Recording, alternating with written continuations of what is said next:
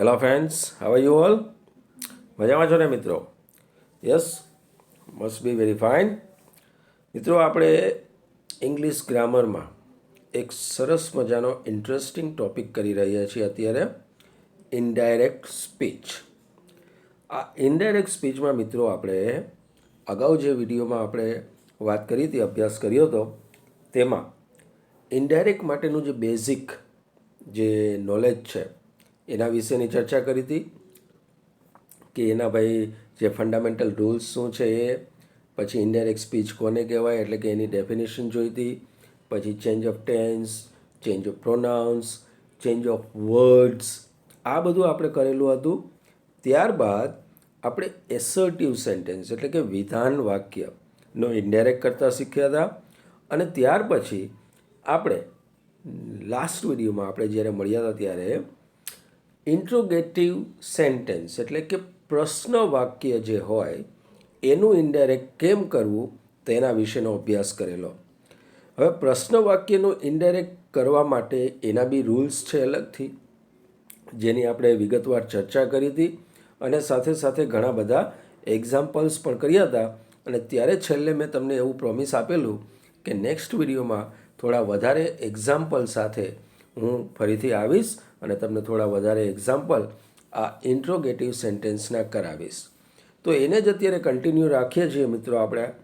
અને જે આપણે 12-13 લગભગ એક્ઝામ્પલ કરેલા, 13 એક્ઝામ્પલ કરેલા, ત્યાર પછી આ ઇન્ટ્રોગેટિવમાં નેક્સ્ટ એક્ઝામ્પલ લઈએ છીએ. પણ તે પહેલાં મિત્રો સોરી ફ્રેન્ડ્સ, તે પહેલાં ઇન્ટ્રોગેટિવ સેન્ટેન્સનો ઇનડાયરેક્ટ કરવા માટેના જે રૂલ્સ છે એને હું ફરી એકવાર રિપીટ કરી જાઉં છું. તો સૌથી પહેલો ચેન્જ આપણે કરવાનો હોય છે આરવીમાં. આરવી સે ટુના બદલે આસ્ક, સેઇઝ ટુના બદલે આસ્ક્સ અને સેડ ટુના બદલે આસ્કડ લખાય છે. ત્યાર પછી સંયોજક લેવાનું છે મિત્રો. તો સંયોજક બે રીતે લેવાય છે. જો વાક્યની શરૂઆત એટલે કે આપણા પ્રશ્ન વાક્યની શરૂઆત સહાયકારક ક્રિયાપદ એટલે કે am is are, was, were, do, does, have, has, did, shall, will, can, could, may, might, આમાં કોઈ પણથી થતી હોય, આ બધા સહાયકારક ક્રિયાપદો છે. જો સહાયકારક ક્રિયાપદથી વાક્યની શરૂઆત થાય તો સંયોજક લેવાનું છે ઇફ. અને જો વાક્યની શરૂઆત કોઈ WH વર્ડ એટલે કે પ્રશ્ન સૂચક શબ્દથી થતી હોય તો એ પ્રશ્ન સૂચક શબ્દને જ સંયોજક તરીકે લખવાનો હોય છે. ત્યાર પછીનો રૂલ છે મિત્રો કે પ્રશ્ન વાક્યનું ઇનડાયરેક્ટ કરીએ એ પહેલાં એને વિધાન વાક્યમાં એનું રૂપાંતર કરવાનું.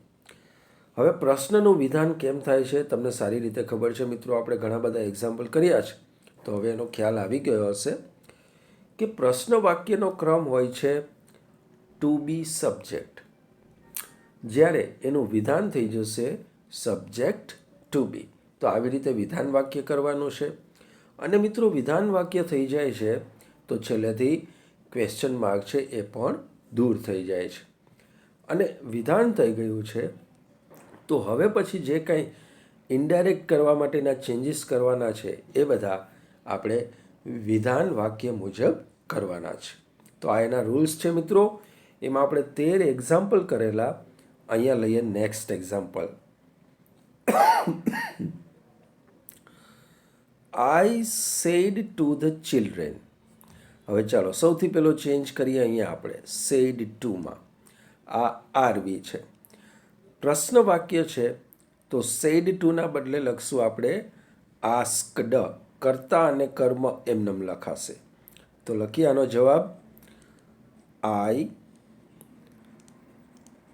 Ask the children. I ask the children. હવે જુઓ મિત્રો, અહીંયા વાક્યની શરૂઆત છે એ વર્ડથી થઈ છે એટલે કે WH વર્ડથી થઈ છે. તો એ WH વર્ડને જ આપણે સંયોજક તરીકે લખવાનું છે. તો એ આપણે લખી નાખ્યું વોટ. હવે ચાલો અહીંયા સુધીનું કામ થયું છે. તો હવે અહીંથી આપણે ઇનડાયરેક્ટ કરવાનું છે. કયા કાળનું આ વાક્ય છે? Do you C. તો ડુ ડઝ કયા કાળમાં આવે? સાદા વર્તમાનમાં. સાદા વર્તમાનનું આ પ્રશ્ન વાક્ય છે, એનું વિધાન કરીએ તો શું થશે મિત્રો? ડુ નીકળી જશે, સબ્જેક્ટ V1, એટલે એ વિધાન વાક્ય થઈ ગયું. હવે વિધાન થઈ ગયું છે તો છેલ્લેથી ને આ ક્વેશ્ચન માર્ક પણ નીકળી જશે. હવે વાક્ય વિધાન છે આપણી પાસે આવું, you C on my palm. ચાલો હવે અહીંથી આપણે ઇનડાયરેક્ટ કરીએ. યુ એટલે સેકન્ડ પર્સન. સેકન્ડ પર્સનનું સર્વનામ કોના પ્રમાણે બદલાય? તો કે ઓબ્જેક્ટ પ્રમાણે. ઓબ્જેક્ટ છે ચિલ્ડ્રેન. ચિલ્ડ્રેન એટલે બાળકો, બહુવચનનું નામ છે. તો બાળકોનું સર્વનામ શું થાય? યસ, એનું સર્વનામ થાય ધે. હવે સાદો વર્તમાન છે, ઇનડાયરેક્ટ કરીએ તો શું થઈ જાય? સાદો ભૂતકાળ. સાદો ભૂતકાળ એટલે સબ્જેક્ટ V2. તો સીનું V2 થશે saw. What they saw on my. માય એટલે ફર્સ્ટ પર્સનનું સર્વનામ. પહેલા પુરુષના સર્વનામ તો કે કર્તા પ્રમાણે બદલાય. કર્તા કોણ છે અહીંયા? તો કે આઈ. તો આઈનું માય તો એ એમનામ જ રહેશે my. On my palm. Palm એટલે હથેળી. તો સમજાયું મિત્રો? Yes, good.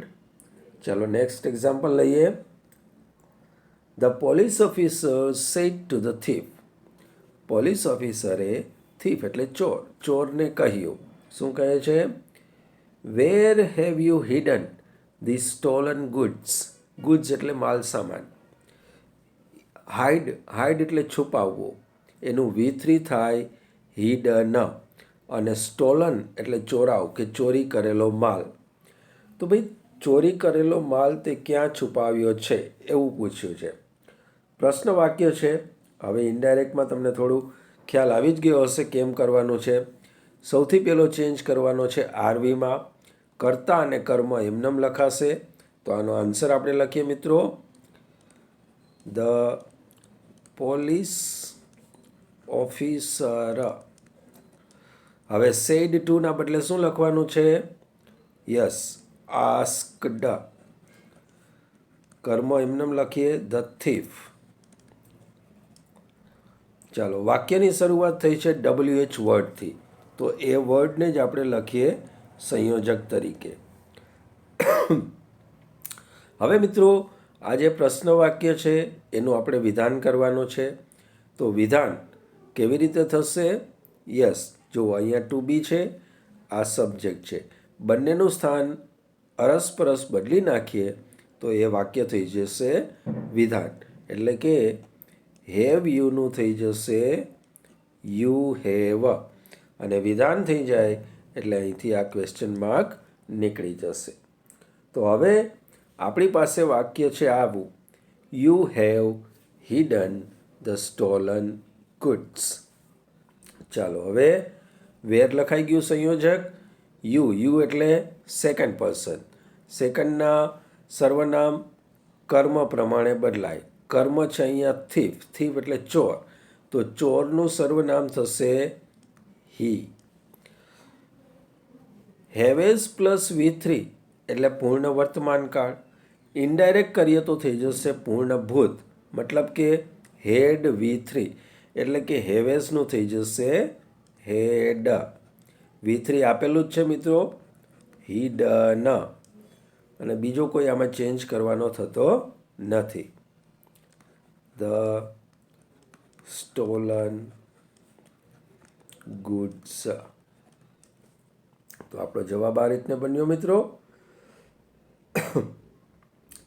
The police officer asked the thief where he had hidden the stolen goods.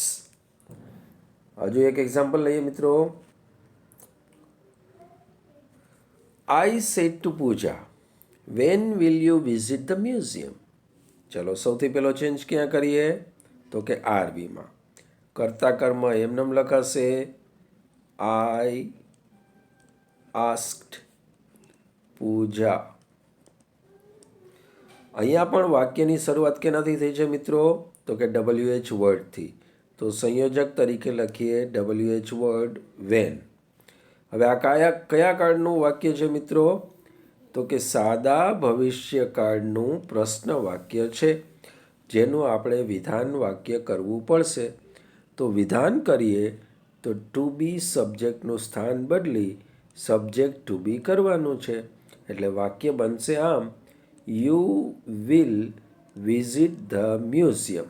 અને વિધાન થઈ જશે એટલે આ ક્વેશ્ચન માર્ક દૂર થઈ જશે. તો હવે વાક્ય છે આ રીતનું: you will visit the museum. You એટલે સેકન્ડ, સેકન્ડ એટલે ઓબ્જેક્ટ, ઓબ્જેક્ટ છે પૂજા, તો પૂજાનું સર્વનામ થાય સી. આરવી આપણું ભૂતકાળનું છે મિત્રો, તો અહીંયા કાળ પરિવર્તન પણ થશે, એટલે કે વિલનું થશે વુડ. વુડ છે એ એમએ છે, તો ક્રિયાપદનું મૂળ રૂપ સાથે લખાશે, બીજો કોઈ ચેન્જ આમાં થશે નહીં.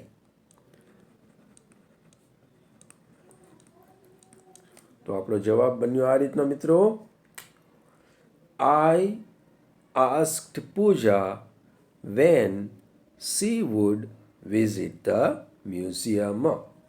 હજુ એક એક્ઝામ્પલ લઈએ મિત્રો. I said to Rekha, how could you make this picture? ચાલો, અહીંયા બી પ્રશ્ન વાક્ય છે, તો સૌથી પહેલો ચેન્જ કરીએ આપણે આરવીમાં. કર્તા કર્મ એમનેમ લખીએ, I asked Rekha.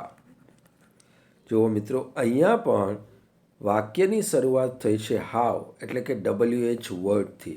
તો એ WH વર્ડને જ આપણે સંયોજક તરીકે લખીએ છીએ. અહીંયા આ એમએ સબ્જેક્ટ છે, એમએ એટલે સહાયકારક ક્રિયાપદ, પ્રશ્ન વાક્ય છે, એનું પણ આપણે વિધાન કરશું એટલે થઈ જશે યુ કુડ. વિધાન થશે તો આ ક્વેશ્ચન માર્ક નીકળી જશે. હવે વાક્ય છે આવું: you could make this picture. You એટલે સેકન્ડ, સેકન્ડ એટલે ઓબ્જેક્ટ, ઓબ્જેક્ટ છે રેખા, તો રેખાનું સર્વનામ થશે સી. અહીંયા ફ્રેન્ડ્સ કુડ લખેલું છે, કેનનું કુડ થાય પણ કુડનું કેન ન થાય, એવી રિવર્સ ઇફેક્ટ ન આવે મિત્રો, એ ખાસ ધ્યાન રાખવાનું છે. એટલે અહીંયા કુડનું કુડ એમનેમ લખીશું આપણે કુડ. કુડ પણ એમે છે, તો એની સાથે પણ ક્રિયાપદનું મૂળ રૂપ મેક. ધીસનું થશે યસ, હવે ખ્યાલ આવી જ ગયો હોય. ધીસનું થશે ધેટ, અને પિક્ચર એમનેમ લખીએ મિત્રો. તો આ થયો આપણો answer. I asked Rekha how she could make that picture. હજુ એક એક્ઝામ્પલ જોઈએ મિત્રો. Hitesh said to Madhvi, didn't your father go to the stadium yesterday? ચાલો, હવે કહેતા જાઓ જોઈએ મિત્રો મને, આમાં શું કરવાનું છે? સૌથી પહેલાં યસ, સૌથી પહેલાં આપણે આરવીમાં ચેન્જ કરવાનો છે. કર્તા કર્મ એમનેમ લખવાનું છે. હિતેશ પ્રશ્ન વાક્ય છે, તો આરવી લખીએ આસ્કડ, અને કર્મ છે માધવી. માધવી. ચાલો, કર્મ લખ્યું આપણે માધવી. હવે જોઈએ મિત્રો, અહીંયા વાક્યની શરૂઆત થઈ છે ડીડ. ડીડ એટલે સાદા ભૂતકાળનું સહાયકારક ક્રિયાપદ. તો સહાયકારક ક્રિયાપદથી વાક્ય શરૂ થયું છે, તો આપણે સંયોજક લખશું ઇફ. હવે મિત્રો, આપણે આ જે પ્રશ્ન વાક્ય છે, આ વાક્ય છે ને મિત્રો, એ નકાર પ્રશ્નાર્થ છે. જો અહીંયા સાથે નોટ પણ આપેલો છે. પ્રશ્ન વાક્ય તો છે, પણ સાથે નકાર પણ છે, એટલે આ નકાર પ્રશ્નાર્થ વાક્ય છે. એનું આપણે પહેલાં તો વિધાન વાક્ય કરવું પડશે. તો વિધાન વાક્યમાં, એટલે કે આ નકાર વાક્ય છે, તો એનું વિધાન કેમ થશે? તો અહીંયા સબ્જેક્ટ છે યોર ફાધર, ત્યાર પછી લખી નાખીએ ડીડ અને નકારનો નોટ, એટલે આપણું વાક્ય થઈ જશે વિધાન. તો મિત્રો આ રીતનો ચેન્જ થશે. યોર ફાધર એટલે કે સાદા ભૂતકાળનું નકાર વાક્ય બની જશે. Did not go to the stadium yesterday. બરાબર. તો આ એનું થયું વિધાન વાક્ય. હવે ચાલો મિત્રો, વિધાન થઈ ગયું છે. આપણે હવે આનું ઇનડાયરેક્ટ કરીએ. યોર એટલે સેકન્ડ પર્સનનું સર્વનામ. તો સેકન્ડના સર્વનામ કોના પ્રમાણે બદલાય? તો કે કર્મ પ્રમાણે. કર્મ છે અહીંયા માધવી, તો માધવીનું સર્વનામ થાય સી. યુનું યોર થાય તો સીનું થશે યસ, હર. ફાધર નાઉન છે તો એ આપણે એમને લખીએ. If her father. હવે મિત્રો અહીંયા ડીડ નોટ એટલે કે સાદો ભૂતકાળ છે. ઇનડાયરેક્ટ કરીએ એટલે એનું થશે પૂર્ણ ભૂતકાળ. પૂર્ણ ભૂતકાળ એટલે હેડ V3. તો અહીંયા ડીડનું થઈ જશે હેડ. નકારનો નોટ, હેડ નોટ. હવે ગો એ V1 છે તો એનું V3 થશે ગોન ટુ ધ સ્ટેડિયમ. અને યસ્ટરડેનું થશે the previous day. Full stop. જુઓ તો આપણો જવાબ કઈ રીતનો બન્યો? Hitesh asked Madhavi if her father had not gone to the stadium the previous day. સમજાય છે ને મિત્રો? જો આમાં ઘણું બધું આપણે ધ્યાન રાખવું પડતું હોય છે. એટલે જો તમે થોડા બી ડિસ્ટ્રેક્ટ થશો તો તમને આમાં ખ્યાલ નહીં આવે. પણ મને ખરેખર આ ઇન્ટરેસ્ટિંગ લાગે છે કે આપણે કેટલું બધું ધ્યાન રાખીએ છીએ, સર્વનામ બદલીએ છીએ, શબ્દોમાં ફેરફાર કરીએ છીએ, કાળ પરિવર્તન કરીએ છીએ. તો ખરેખર તો આમાં એક પ્રકારનો આનંદ આવે છે. અને આ આનંદ આવે છે એટલે જ આ ટૉપિક મને બહુ ગમે છે, મારો પ્રિય ટૉપિક છે મિત્રો. આશા રાખું છું કે તમને પણ આમાં મજા જ આવતી હશે, હે ને મિત્રો? ગુડ. તો સમજાતું જ હશે. ચાલો હજુ એક આપણે એક્ઝામ્પલ જોઈ લઈએ મિત્રો. I said to Kajal, have you paid the bill? ચાલો આ પણ આપણું પ્રશ્ન વાક્ય છે. તો સૌથી પહેલો ચેન્જ કરીએ આપણે આરવીમાં. કર્તા કર્મ એમનેમ લખીએ. આઈ આસ્ક્ડ કાજલ. વાક્યની શરૂઆત અહીંયા થઈ છે હેવથી. હેવ એ ટુ બી છે એટલે કે સહાયકારક ક્રિયાપદ છે, તો સંયોજક આવશે ઇફ. પ્રશ્ન વાક્ય છે એનું વિધાન કરીએ તો ટુ બી સબ્જેક્ટમાંથી થઈ જશે સબ્જેક્ટ ટુ બી. તો હવે વાક્ય બનશે આમ, you have paid the bill. અને વિધાન બને છે તો આ ક્વેશ્ચન માર્ક પણ દૂર થઈ જશે. તો હવે સ્ટાર્ટ કરીએ અહીંથી યુથી.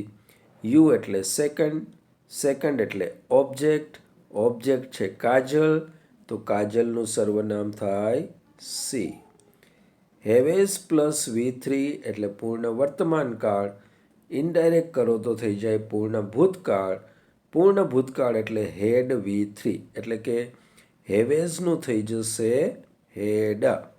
V3 આપેલું જ છે. Paid the bill. તો જવાબ છે આ રીતનો friends. I asked Kajal if she had paid the bill. અને હજી એક લાસ્ટ એક્ઝામ્પલ લઈ લઈએ મિત્રો આપણે. I said to Mukesh, why didn't you attend the class yesterday? ચાલો આ પણ પ્રશ્ન વાક્ય છે. આપણે વર્ડ બાય વર્ડ ચાલશું એટલે બધું જ સમજાઈ જશે મિત્રો. સૌથી પહેલો ચેન્જ કરીએ અહીંયા આરવીમાં, સેડ ટુમાં. કર્તા કર્મ એમનેમ, આઈ આસ્ક્ડ મુકેશ. ચલો ફ્રેન્ડ્સ, અહીંયા વાક્યની શરૂઆત થઈ છે વાય એટલે WH વર્ડથી, તો આપણે સંયોજક તરીકે પણ એ વાયને જ લખી નાખીએ છીએ. અહીંયા જોઈએ ફ્રેન્ડ્સ શું છે, ડીડ છે, સાથે નોટ છે, અને અહીંયા છે V1. એટલે કે આ જે વાક્ય છે એ સાદા ભૂતકાળનું નકાર પ્રશ્નાર્થ વાક્ય છે. અને આવું જ એક વાક્ય હમણાં થોડી વાર પહેલાં જ આપણે કર્યું મિત્રો, તો હવે તમને ખ્યાલ આવી જશે. તો જુઓ અહીંયા શું કરવાનું છે, આ જે પ્રશ્ન વાક્ય છે એનું તો સૌથી પહેલાં આપણે વિધાન કરીશું. વિધાન કરીશું એટલે યુ અહીંયા આવી જશે અને ડીડ નોટ છે એ અહીંયા આવી જશે. એટલે કે યુ ડીડ નોટ અટેન્ડ એવું થઈ જશે, અને વિધાન થશે એટલે આ ક્વેશ્ચન માર્ક ઓટોમેટિકલી નીકળી જશે. તો હવે વાક્ય આપણી પાસે આવું છે ફ્રેન્ડ્સ. વાય તો આપણે લખી લીધું, અહીંથી સ્ટાર્ટ કરવાનું છે. You didn't attend the class yesterday. You એટલે સેકન્ડ એટલે ઓબ્જેક્ટ છે મુકેશ, તો મુકેશનું સર્વનામ થશે હી. વાય હી. સાદા ભૂતકાળનું ઇનડાયરેક્ટ કરીએ તો એનું થઈ જાય પૂર્ણ ભૂતકાળ. મતલબ કે આ ડીડ નીકળી જશે, એની જગ્યાએ પૂર્ણ ભૂતકાળનું ટુ બી આવશે હેડ. નકારનો નોટ એમનેમ લખીએ, વાય હી હેડ નોટ. હવે પૂર્ણ ભૂતકાળ થાય છે તો ક્રિયાપદનું લખવું પડશે V3. તો અટેન્ડનું V3 થશે અટેન્ડેડ ધ ક્લાસ, અને યસ્ટરડેનું લખાશે ધ પ્રીવિયસ ડે.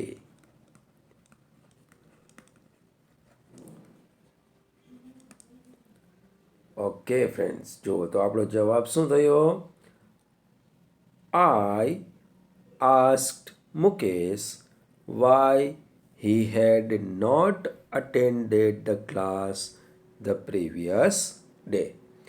તો ફ્રેન્ડ્સ, આપણે ઘણા બધા એક્ઝામ્પલ 20 એક્ઝામ્પલ્સ આ ઇન્ટ્રોગેટિવ સેન્ટેન્સ એટલે કે પ્રશ્નાર્થ વાક્યના કર્યા, કે ભાઈ પ્રશ્નાર્થ વાક્યનું ઇનડાયરેક્ટ કેવી રીતે કરવું. તો આ 20 વાક્ય આપણે જે કર્યા છે એ ઘણી બધી પ્રેક્ટિસ થઈ ગઈ કહેવાય. તો અત્યાર સુધીમાં આપણે એસર્ટિવ એટલે કે વિધાન વાક્ય અને ઇન્ટ્રોગેટિવ એટલે કે પ્રશ્નાર્થ વાક્યનું ઇનડાયરેક્ટ કરતાં શીખ્યા છીએ મિત્રો. ચલો મિત્રો, હવે તમે આમાં કેટલું શીખ્યા છો એને જો મારે ચેક કરવું હોય તો મારે તમને થોડી એક્સરસાઇઝ આપવી પડે. તો આવી થોડી મિક્સ્ડ એક્સરસાઇઝ હું તમને આપું છું કે જેમાં વિધાન વાક્ય પણ છે, પ્રશ્ન વાક્ય પણ છે, અને એનું તમારે ઇનડાયરેક્ટ અત્યાર સુધીમાં મેં જે કંઈ એક્સપ્લેનેશન આપ્યું છે તે, રૂલ્સ લખાવ્યા છે તે, અને સાથે સાથે જે એક્ઝામ્પલ મેં તમને કરાવ્યા છે તેને સમજી અને આ તમારે જે એક્સરસાઇઝ આપું છું તેનું ઇનડાયરેક્ટ કરવાનો પ્રયત્ન કરવાનો છે, ને આઈ હોપ કે એનું ઇનડાયરેક્ટ તમે સાચી રીતે કરી શકીશો. તો ચાલો મિત્રો, અહીંયા મિક્સ્ડ એક્સરસાઇઝ આપણે લખીએ છીએ, જેમાં એસર્ટિવ પણ છે એટલે કે વિધાન વાક્ય પણ છે, અને ઇન્ટ્રોગેટિવ સેન્ટેન્સ એટલે કે પ્રશ્ન વાક્ય પણ છે. તો લખીએ આપણે પહેલું એક્સરસાઇઝનું વાક્ય, જે હવે તમારે જાતે કરવાનું છે. પહેલું વાક્ય લઈએ આપણે મિત્રો, the doctor said to me. ચાલો આપણે આવું લખીએ, the doctor said to me. હવે ઇન્વર્ટેડમાં લખીએ, are you sick? Are you sick? Sick એટલે બીમાર. મિત્રો થોડું અહીંયા રાઇટિંગમાં તકલીફ થઈ છે, સુધારો કરી દઉં.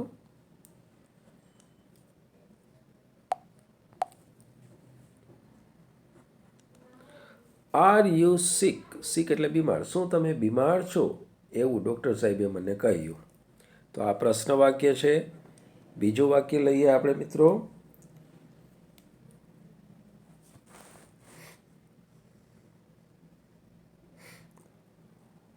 રાધિકા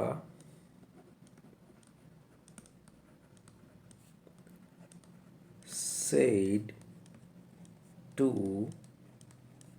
પૂનમ.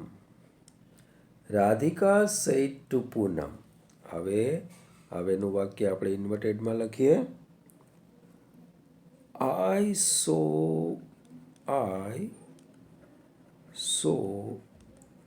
you in the meeting. I saw you in the meeting. તો મિત્રો અહીંયા જુઓ, આ વાક્ય વિધાન વાક્ય છે. પહેલું વાક્ય આપણે પ્રશ્ન વાક્ય લખ્યું, આ બીજું વાક્ય છે વિધાન વાક્ય છે. થર્ડ લઈએ.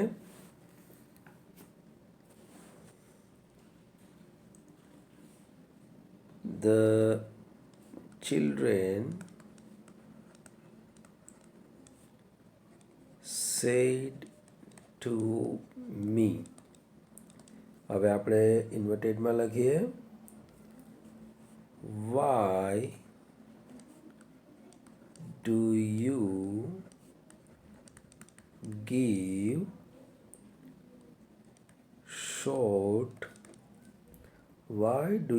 short answers? ચાલો, આ વાક્ય આપણું પ્રશ્ન વાક્ય છે ફ્રેન્ડ્સ. તો એ તમારે બરાબર ધ્યાન રાખી અને એનું ઇનડાયરેક્ટ કરવાનું છે. નેક્સ્ટ લઈએ.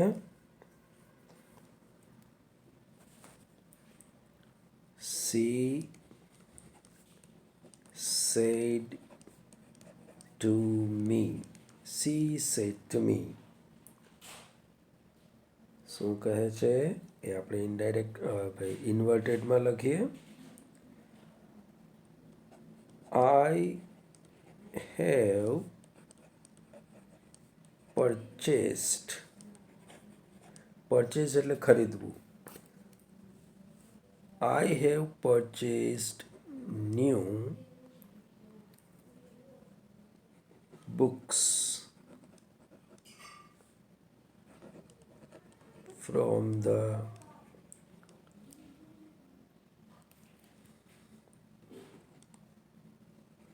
book fair. એટલે કે જે પુસ્તક મેળો હતો એમાંથી મેં નવા પુસ્તકો ખરીદ્યા છે. તો આ વાક્ય મિત્રો આપણું વિધાન વાક્ય છે. નેક્સ્ટ લઈએ.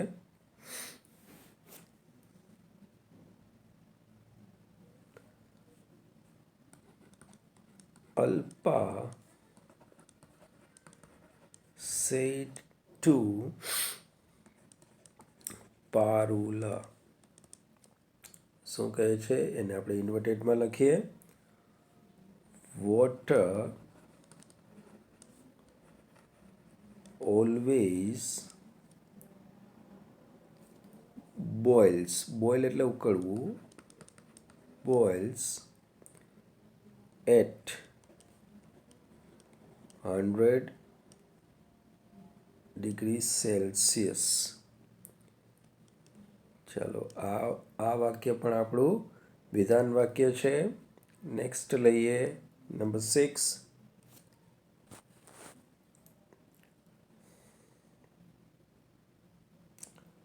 Paresh said to his father. એવું આપણે લખીએ. Paresh said to his father. Paresh said to his father. હવે જે કંઈ કહે છે પરેશ એને આપણે ઇન્વર્ટેડમાં લખીએ છીએ. Will you give me? Will you give me a wristwatch? A wristwatch. wristwatch એટલે કાંડા ઘડિયાળ. On my birthday. On my birthday? Question mark. તો ફ્રેન્ડ્સ આ વાક્ય છે એ પ્રશ્નાર્થ વાક્ય છે. નેક્સ્ટ લઈએ. 7th.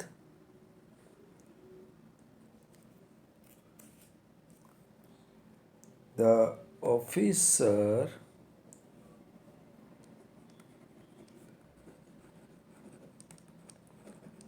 said to the villager. Villager એટલે ગામનો વ્યક્તિ. શું કહે છે એને આપણે ઇન્વર્ટેડમાં લખીએ. વુડ એમ છે મિત્રો. Would you so me your ration card. Would you so me your ration card. Friends, આ વાક્ય છે એ પણ પ્રશ્ન વાક્ય છે. નેક્સ્ટ લઈએ number 8. I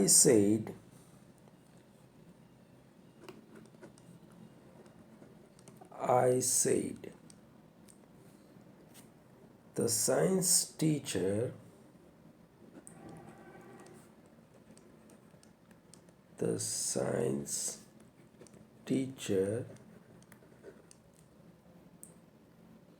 will do the experiment.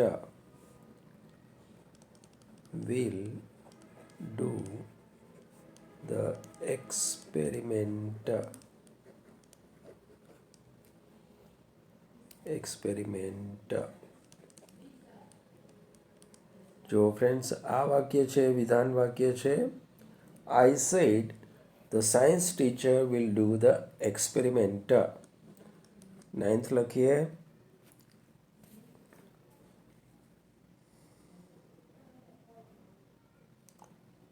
The teacher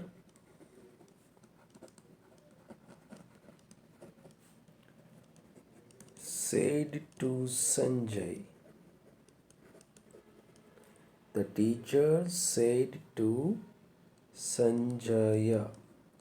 હવે ઇન્વર્ટેડમાં લખીએ. Are you a hockey?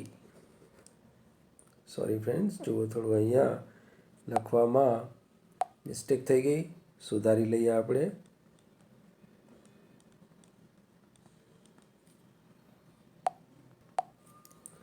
Are you a hockey player? Okay friends, આ વાક્ય છે એ પ્રશ્ન વાક્ય છે, તો એ પ્રમાણે તમારે એનું ઇન્ડાયરેક્ટ કરવાનું છે. અને લાસ્ટ તમારે એક્સરસાઇઝ માટેનું વાક્ય લખીએ તો Sushma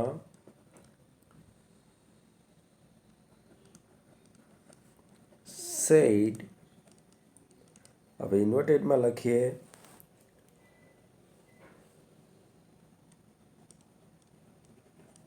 Sangeeta should speak the truth. સંગીતાએ સત્ય કહેવું જોઈએ. તો ફ્રેન્ડ્સ, આ 10 વાક્ય છે જે મિક્સ્ડ એક્સરસાઇઝ છે કે જેમાં એસર્ટિવ અને ઇન્ટ્રોગેટિવ બંને પ્રકારના વાક્ય છે. તો એનું તમારે ઇનડાયરેક્ટ કરવાનું છે. જે આપણે 2 પ્રકાર શીખ્યા અત્યાર સુધીમાં, એસર્ટિવ એટલે કે વિધાન અને ઇન્ટ્રોગેટિવ એટલે પ્રશ્નાર્થ વાક્ય. એના ઘણા બધા એક્ઝામ્પલ પણ કર્યા, આપણે બધા રૂલ્સ પણ લખ્યા. તો એ પ્રમાણે હવે આ 10 વાક્યનું તમારે ઇનડાયરેક્ટ તમારી જાતે કરવાનું છે.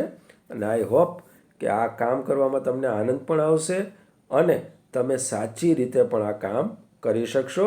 તો all the best with your exercise. હવે આપણે જ્યારે નેક્સ્ટ મળીશું ત્યારે ઇનડાયરેક્ટમાં જે બીજો નેક્સ્ટ પ્રકાર છે વાક્યનો, એના વિશેનો અભ્યાસ કરીશું friends. Thank you very much.